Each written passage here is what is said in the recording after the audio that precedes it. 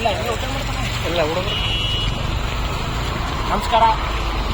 ಈ ಒಂದು ಶುಭ ಸಂಜೆಯಲ್ಲಿ ಸುರಪುರದ ಎಲ್ಲ ನಾಗರಿಕರ ವತಿಯಿಂದ ಹಾಗೂ ಎಲ್ಲ ಒಂದು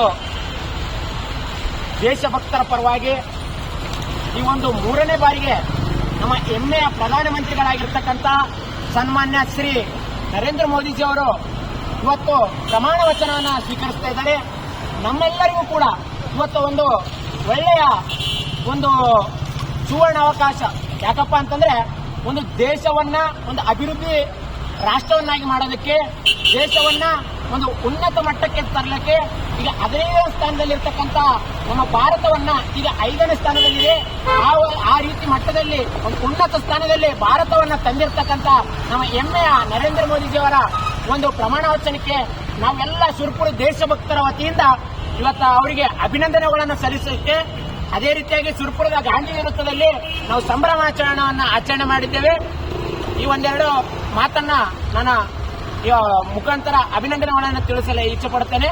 ಭಾರತ್ ಮಾತಾ ಕಿ, ಭಾರತ್ ಮಾತಾ ಕಿ.